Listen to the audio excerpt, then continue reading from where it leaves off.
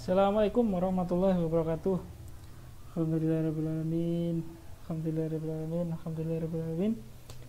Akhirnya kita berjumpa lagi setelah kita tidak berjumpa selama 1 tahun. Ya, bagaimana liburannya?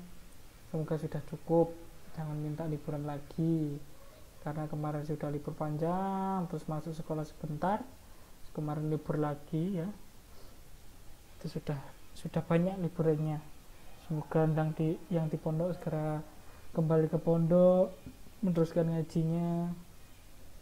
Kemudian yang di PP juga belajar lagi ya. Jangan hanya di login terus di logout. Daripada nanti kalau di rumah nggak ada yang ngawasi, malah terjadi hal-hal yang tidak diinginkan. Lebih baik tetap mengikuti pelajaran. Nah, untuk semester kita bertemu lagi di semester kedua ya, meskipun dengan suasana yang lagi-lagi daring karena belum memungkinkan untuk masuk kembali seperti biasanya, maka ini tetap seperti ini. Saya menampilkan PowerPoint, poin-poin dari mata pelajaran kita hari ini. Terus kemudian jangan lupa nanti catatannya, pakai buku yang lama juga tidak apa-apa kalau masih ada space atau ruang untuk menulis. Tinggal ditulisin aja semester genap sama tanggalnya, tanggal berapa dimulai pelajaran ini, gitu ya. Baik, sebelum kita memulai lagi pelajaran pada pagi hari ini, lebih baik kita berdoa dulu. Semoga ilmu yang nanti kita pelajari bisa dipelajari dengan baik, bisa diterima dengan baik. Al-Fatihah.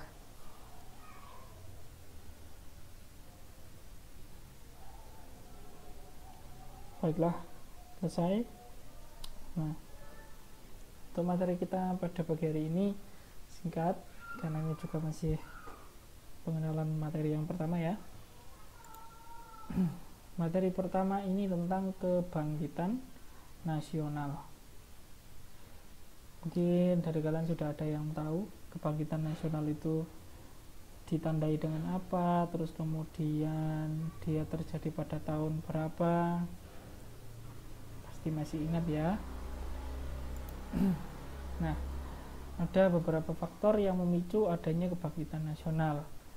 Faktor-faktor yang mempengaruhi kebangkitan nasional ini, yang pertama adalah tumbuh keinginan untuk bersatu. Jadi yang pertama itu perasaan ingin bersatu antara satu dengan yang lainnya, antara satu suku dengan suku lainnya, antara agama yang satu dengan agama yang lainnya, baik golongan juga, antara golongan yang satu dengan golongan yang lainnya, demi terwujudnya satu negara yang utuh. Itu faktor yang pertama. Terus kemudian faktor yang kedua itu adalah semangat bangsa Indonesia untuk merdeka. Semangat bangsa Indonesia untuk merdeka ini semakin tumbuh di tahun-tahun dari kebangkitan nasional. Sudah ada yang tahu kan tahun berapa? Kemudian yang ketiga faktornya adalah makin banyak orang yang terpelajar di Indonesia. Yang dimaksud makin banyaknya orang yang terpelajar ini adalah sebelum adanya kebangkitan nasional, kita bahasa Indonesia itu memang budayanya adalah bertani. Jadi para masyarakatnya dulu itu memang bertani, terus kemudian menjadi peternak seperti itu ya. Itu adalah sebelum kebangkitan nasional. Tapi setelah adanya kebangkitan nasional ini, salah satu faktornya adalah karena sudah banyak warga Indonesia yang sekolah, kemudian banyak yang ikut-ikut sekolah di sekolahnya Hindia Belanda, yang akhirnya mereka kembali untuk mendukung Indonesia untuk merdeka.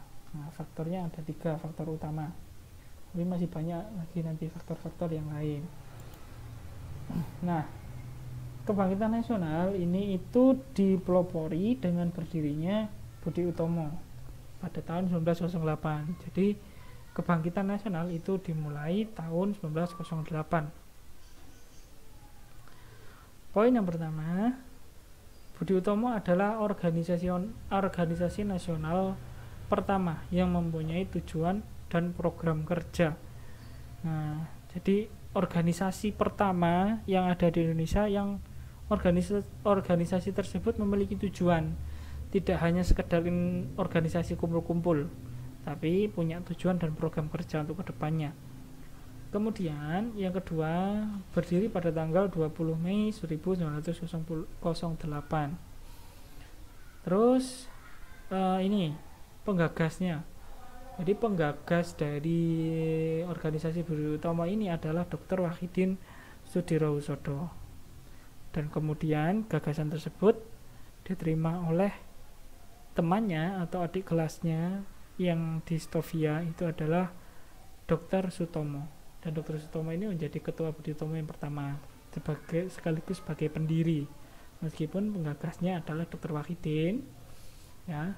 Dan mereka berdua ini sama-sama dari Stovia.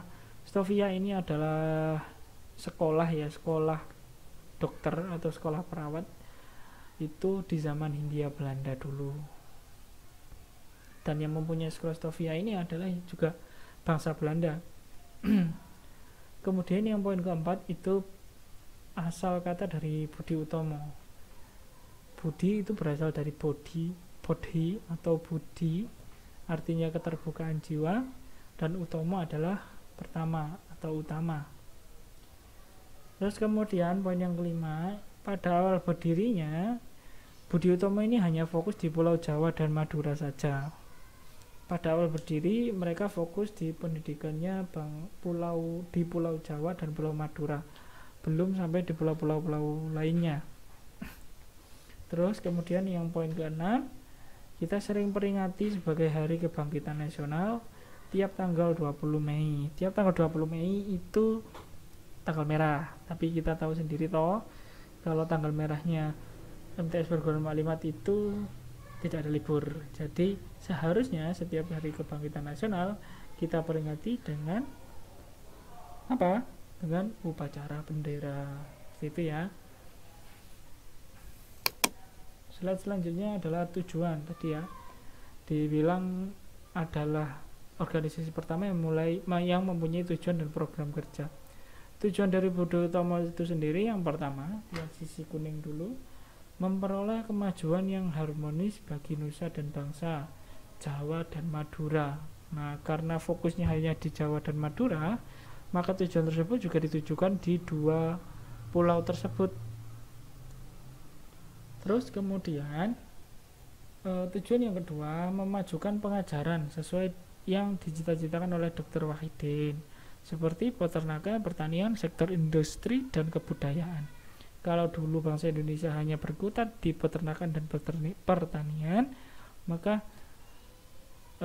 tujuannya oleh Dr. Wahidin Soedirohusodo itu membuat bangsa Indonesia lebih terbuka lagi, lebih melek akan pengetahuan lagi, lebih banyak pengetahuannya, tidak hanya berkutat di dua bidang itu, khususnya adalah kebudayaan. Karena budaya di Indonesia kan banyak, harus ditanamkan toleransi sehingga bisa saling menghargai satu sama lain. Nah, akhirnya terwujudlah suatu persatuan dan kesatuan. Itu yang ditujukan oleh Dr. Wahidin Soedirohusodo.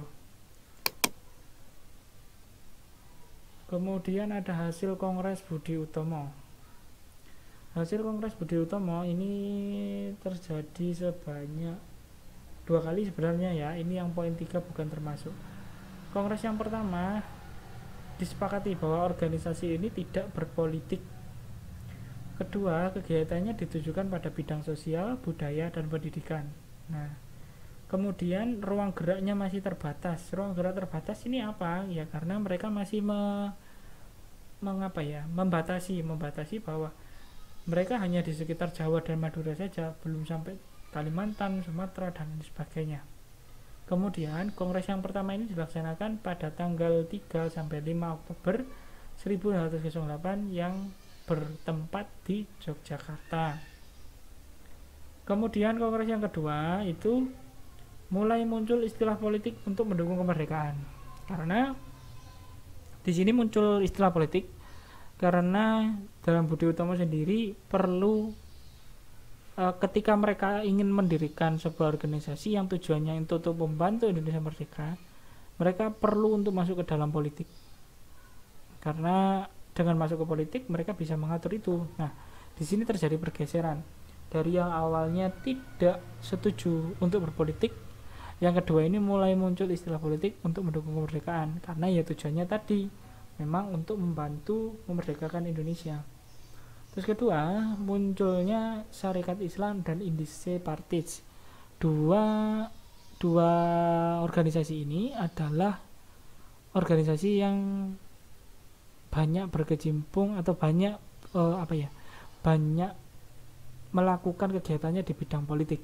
Nah, Budi Utomo ini mendapat ilmu untuk berpolitik itu dari dua organisasi ini. Ada dari Syarikat Islam yang dia berdiri lebih dahulu 1905, kemudian ada Indice Parties yang didirikan oleh Douwe Dekker ya. Kemudian kalau Syarikat Islam siapa yang mendirikan? Saman Hudi. Kalau Syarikat Islam didirikan oleh Kiai Haji Saman Hudi, kalau Indice Parties didirikan oleh Douwe Dekker. Nah, kemudian poin ketiganya adalah rapat atau kongres yang kedua ini dilaksanakan sama di Jogja juga pada tanggal 10 sampai 11 bulan Oktober tahunnya 1909. Nah, yang ketiga ini setelah Budi Utomo mulai masuk ke dalam politik, ternyata justru malah semakin tenggelam, karena ketika masuk politik otomatis semakin banyak juga musuh-musuhnya. Nah, setelah mereka terpuruk atau jatuh, akhirnya mereka bangkit lagi. Budi Utomo pada tahun 1914. Kemudian Budi Utomo ini bergabung dengan yang namanya PBI, Perhimpunan Bangsa Indonesia. Mereka juga mempunyai tujuan yang sama, yaitu untuk membantu Indonesia merdeka. Itu ya, mempunyai tujuan baru Indonesia merdeka. Nah, jadi itu adalah poin-poin dari hasil kongres. Dan juga yang ketiga ini, yang nomor 3 ini adalah bangkitnya Budi Utomo itu. Nah, terus yang terakhir adalah berakhirnya Budi Utomo. Berakhirnya Budi Utomo itu pada tahun 1935. Terus kok bisa dia berakhir gitu ya? Karena semakin besar sebuah organisasi tersebut, maka semakin banyak juga kubu-kubu yang musuh ya, bisa dikatakan musuh atau bisa yang dikatakan memang saingan mereka. Nah, berakhirnya Budi Utomo ini penyebabnya pertama adalah karena lebih menguntungkan priyayi daripada rakyat jelata. Priyayi ini yang dimaksud priyayi adalah mereka yang mempunyai harta, mereka yang lebih mempunyai kedudukan. Nah, seperti itu, daripada mementingkan rakyat jelata. Kemudian yang kedua adalah adanya kesulitan finansial atau sedikit yang menyumbang ya, karena dulu memang susah untuk mendapatkan hal-hal tersebut karena dibatasi juga. Kemudian yang ketiga adalah sikap pimpinan yang mengutamakan bangsa Belanda, hampir sama seperti yang pertama. Kemudian yang terakhir memprioritaskan bahasa Belanda daripada bahasa Indonesia.